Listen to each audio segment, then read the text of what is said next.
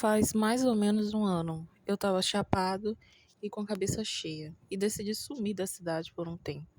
Eu só queria um tempo na natureza, sozinho, para tentar clarear as ideias. Eu peguei o metrô, rumo a uma trilha numa floresta que eu gosto, e tudo parecia normal, até que eu vi ele. Todo mundo no trem estava naquele estado padrão, meio dormindo, vidrado no celular, mas esse cara se destacava. Tenso, inquieto, olhando para tudo e todos. Quando nossos olhos se cruzaram, mesmo que por um segundo, meu cérebro gritou. Algo nele parecia errado. Eu desviei o olhar e tentei me convencer de que era só a brisa da maconha me deixando paranoico. Desci na estação e ele também. Subimos a escada rolante. Ele a 1 degrau de mim, colado, quase sem espaço entre nós. Tava com uma mochila de academia que ele encostou bem no meu pé. Se movia o tempo todo no meu canto de visão. Me deu calafrios. Eu tentei me acalmar.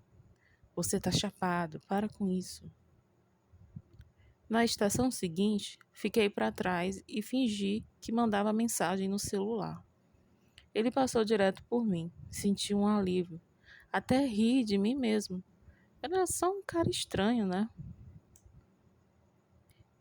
Entrei no bonde para seguir até a floresta e adivinha, ele estava lá, mesmo assento, como se estivesse me esperando.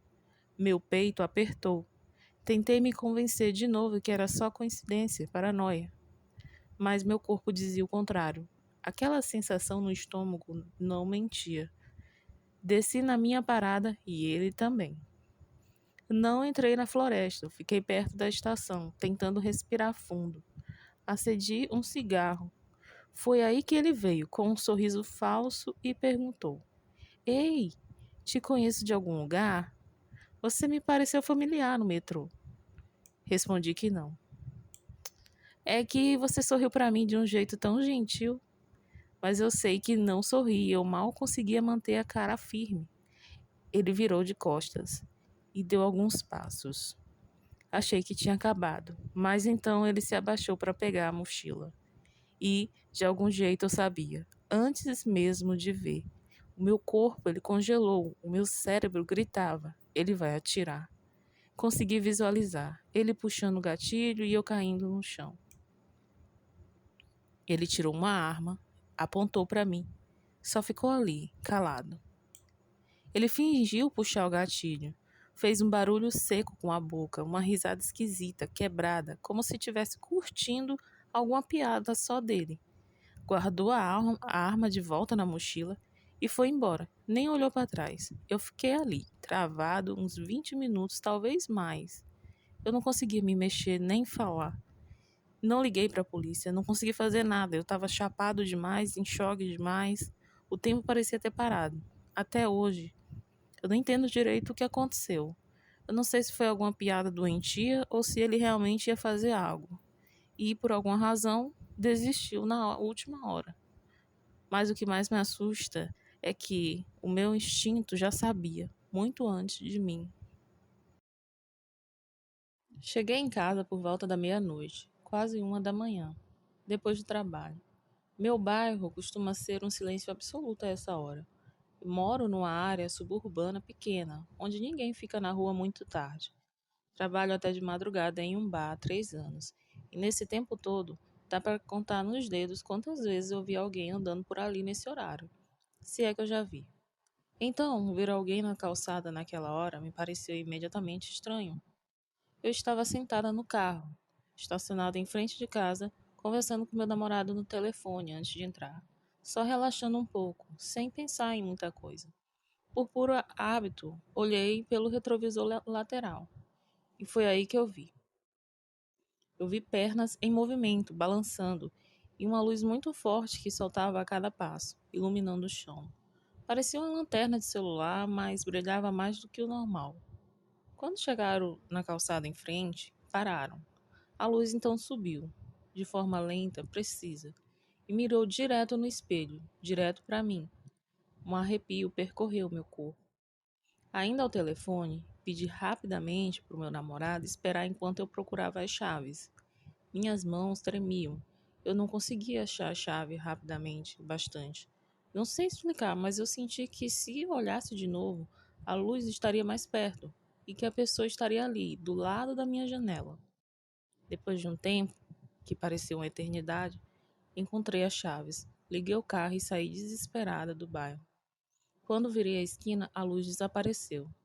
Tentei explicar para o meu namorado, mas estava tão assustada que só conseguia pensar em colocar distância entre mim e aquela rua. Na direção em que a pessoa estava indo, só tem um conjunto de caixas postais. Talvez tenham se escondido ali. Mas fora isso, não há nada. Mas fora isso, não há nada. Nenhum carro, nenhuma cerca, nenhuma árvore. Só calçada aberta. E mesmo nos quarteirões seguintes, no caminho até a casa do meu namorado, eu não vi uma única alma. Pensar que aquela pessoa pode ter se escondido por saber que foi notada me dá calafrios. Não sei a certo o que vi, mas o modo como aquela luz foi apontada perfeitamente no meu retrovisor parecia proposital, parecia predatório. Talvez tenha sido paranoia, eu leio muito terror. Talvez meu cérebro tenha tentado montar uma história, mas a minha reação, o medo instintivo, a vontade desesperada de que a pessoa só continuasse andando, é o que me diz com clareza: não era seguro estar ali. Então, para a pessoa, ou seja lá o que você for, que segurava aquela luz intensa, fria e inquietante mirando no meu retrovisor, vamos manter distância. Faz umas 2 noites. Eu tinha ido ao cinema com a minha família. Nós fomos assistir Wicked e eles estavam na cidade por causa do Dia de Ação de Graças. Cheguei em casa por volta da meia-noite. Moro sozinha numa casa dividida com 2 outros inquilinos. Um fica no andar de cima e o outro divide o andar de baixo comigo. São 3 apartamentos ao todo. O meu fica nos fundos, com uma varanda também nos fundos da casa, acessível por uma entrada lateral. Assim que cheguei, eu fui para o meu quarto e fiquei uns 20, 30 minutos no computador. A casa estava silenciosa, mas havia algo estranho. Eu ouvi a voz de um homem falando sem parar. Meu primeiro pensamento foi, lógico, devia ser o cara do andar de cima falando ao telefone. Eu já morei naquele quarto, sei exatamente onde é. Fica em cima do meu. Mas quanto mais eu tentava entender de onde vinha a voz, mais confusa eu ficava.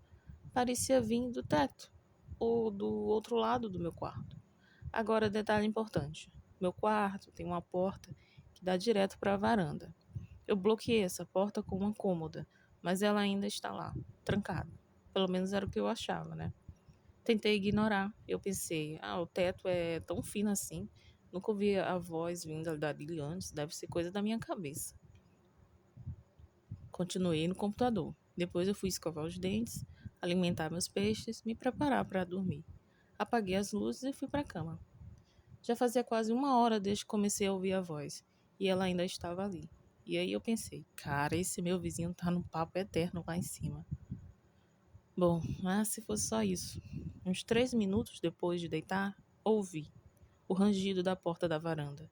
É um som distinto, inconfundível. Eu sabia na hora. Eu levantei devagar em silêncio e encostei o ouvido na cômoda, onde fica a porta trancada que dá para a varanda. A voz vinha dali. Barulhos, passos, madeira rangendo. Ele estava na minha varanda. Meu coração disparou. Todas as luzes da casa estavam apagadas, o que me deu uma vantagem. Eu fui me esgueirando até o corredor e espiei pela cozinha que também tem acesso à varanda. Foi aí que eu vi, no facho de luz da lua, atravessando a porta envidraçada, um homem agachado de costas para mim, cabelos longos, desgrenhados, balançando com o corpo para frente e para trás, murmurando para si mesmo. Eu fiquei paralisada por um segundo. Depois o medo virou ação. Abri a porta com tudo e gritei para ele sair dali. Tentei parecer maior do que eu sou. Talvez não tenha sido a melhor ideia. Reagi sem nada para me proteger, mas foi instinto puro. O mais assustador, você quer saber? Ele não reagiu. Nem um susto, nem um pulo. Apenas virou lentamente a cabeça para o lado e disse: Meu nome é Evan. Me mostrou o rosto, não me mostrou o rosto, não se virou, só falou aquilo uma vez, quase de maneira infantil, quase brincalhona. Me deu arrepios. Disse que não me importava, que ele precisava sair dali agora. Ele se levantou, então, devagar, com as mãos erguidas, e disse: eu sei, eu tô me escondendo. O tom não é de quem estava desesperado, era leve, e era até inapropriadamente leve. Aquilo me encheu de pavor. Eu expulsei ele da varanda com ameaças, com grito, e mesmo assim ele não olhou para mim, ele nem sequer, eu nem vi o rosto dele. Depois que ele foi embora, eu fiquei tremendo. Provavelmente era um morador de rua sob efeito de alguma coisa. Eu moro numa área central e vejo muito isso na vizinhança. Mas o que me destruiu por dentro foi perceber que ele estava ali há pelo menos uma hora, enquanto eu digitava tranquila no meu quarto, achando que estava tudo sob controle. Bom, a partir de hoje eu vou conferir a tranca da varanda todas as noites e pensar que por tanto tempo eu tive aquele pensamento intrusivo, bizarro. E se um dia eu ouvir alguém na varanda, bem ali, atrás da porta do meu quarto? Pois é, aconteceu. E Evan, se você estiver lendo isso, nunca mais apareça, seu desgraçado. Quando eu tinha 15 anos, eu costumava levar meu pastor alemão, chamado Delgado, para fora à noite, só para ele fazer as necessidades. Perto do Natal, durante uns 3 meses seguidos, meus pais notaram um homem todo esfarrapado rondando o quarteirão. Sempre que eu saía, poucos segundos depois, ele passava pela nossa casa. E o pior, olhava diretamente para a câmera de segurança, parado ali, encarando, e depois saía correndo. A última vez que eu levei o Delgado para fora foi quando eu vi o sujeito vindo correndo na minha direção no escuro.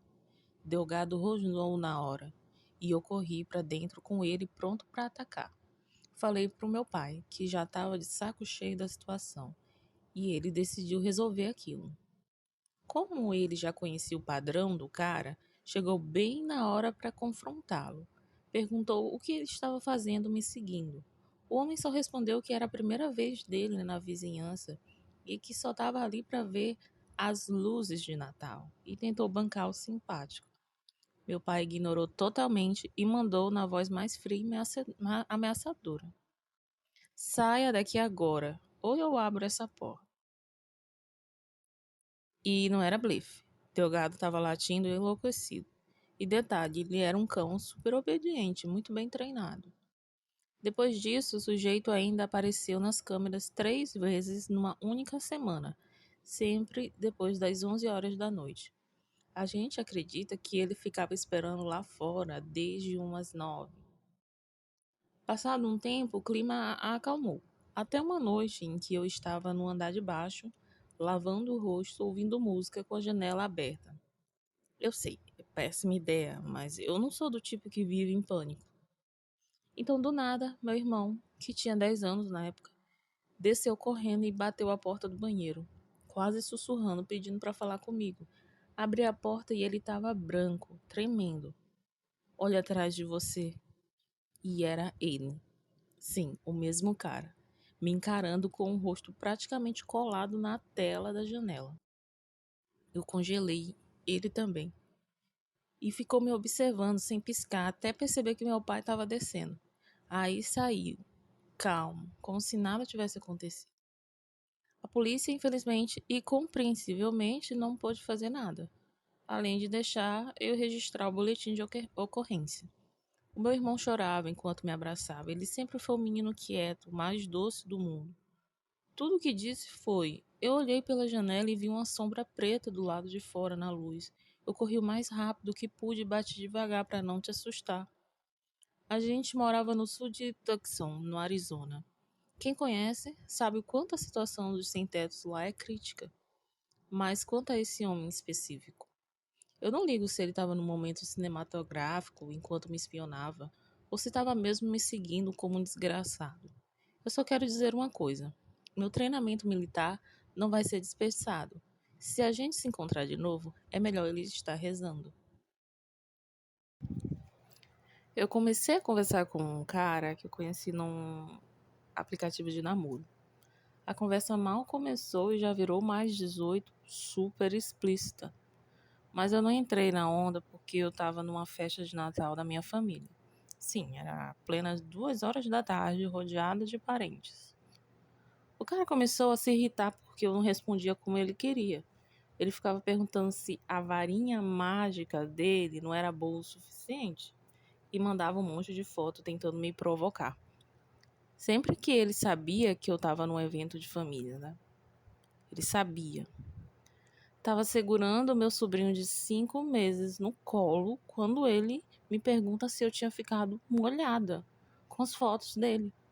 Eu falei na hora, amigo, eu tô segurando um bebê, eu nem vi suas mensagens ainda. E ele, e daí? Você ainda pode estar molhada. Desculpa, mas que porra é essa? Eu cheguei em casa mais tarde, exausta. Eu fui direto tomar um banho. Enquanto isso, meu celular começou a pipocar de mensagem dele perguntando onde eu estava e se eu finalmente tinha chegado em casa. Sendo que eu já tinha avisado que eu estava ocupada e talvez só respondesse mais tarde. Nesse ponto, eu conheci o cara há 5 horas. Sim, 5 horas. Só conheci esse cara há 5 horas.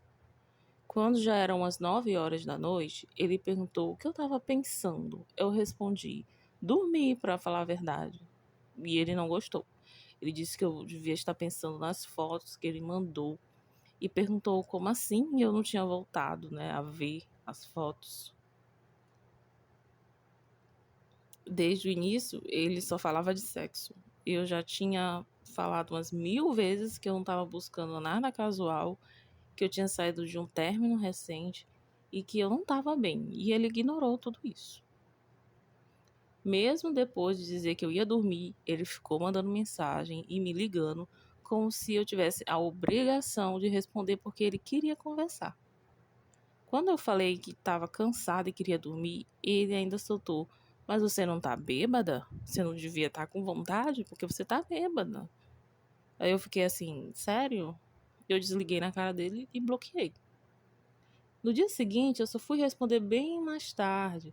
E nesse meio tempo, um outro cara, que eu já estava conhecendo ele, já fazia umas semanas, me chamou para sair. E aí eu topei. A gente se divertiu, bebemos na casa deles, jogamos LOL. Quando deu tarde, né? Quando já ficou tarde, e a gente já estava alegre das doses, eu resolvi dormir por lá mesmo, porque eu não queria dirigir. Às 3 da manhã, o babaca do primeiro cara, ele me liga. Aí eu atendo, ainda meio dormindo, e ele fala que estava no meu prédio e queria que eu deixasse ele entrar pra gente se encontrar. Eu acordei na hora, né? Como assim ele sabia onde eu morava? Eu não lembro de ter dado meu endereço pra ele. Eu perguntei como ele descobriu e ele disse que fuçou meu Facebook e achou umas postagens da minha mãe de quando eu me mudei. Viu a placa do prédio e uma foto. Detalhe, eu nunca falei meu sobrenome para ele. Eu entrei em pânico, eu acordei o cara com quem eu tava e contei tudo. Ele me levou de volta até o prédio, mas a gente nem chegou a entrar. Ficamos ali andando de carro até ver o carro do maluco. E quando encontramos, eu anotei a placa e liguei para a polícia local. Eu expliquei tudo. Mandaram uma viatura para tirar o cara dali. Depois que ele foi embora, meu encontro ficou comigo por 1 hora, só para garantir que ele não voltaria. Depois, voltamos para a casa dele e dormimos o resto da noite. Infelizmente, a coisa não parou por aí. No dia seguinte, acordei com a mensagem de outro número, porque, obviamente, ele já estava bloqueado. E era ele de novo, mandando um textão perguntando por que eu não dei uma chance para ele, dizendo que eu era perfeita, mas que minhas emoções atrapalharam o que a gente poderia ter tido, que eu estava jogando fora a chance de ter alguém como ele e que, se eu não aproveitasse agora a chance de experimentar a varinha mágica de 23 centímetros, eu ia passar a vida inteira me perguntando como era a sensação da varinha mágica dele. Gente, eu tava sem palavras. A gente nem se conhecia direito, nem fazia 24 horas, eu tava assustada. Eu falei de novo pra ele me deixar em paz e disse que eu já tava com outra pessoa. E ele, mas por que você escolheu um estranho e não eu? Meu anjo, você também era um estranho ontem.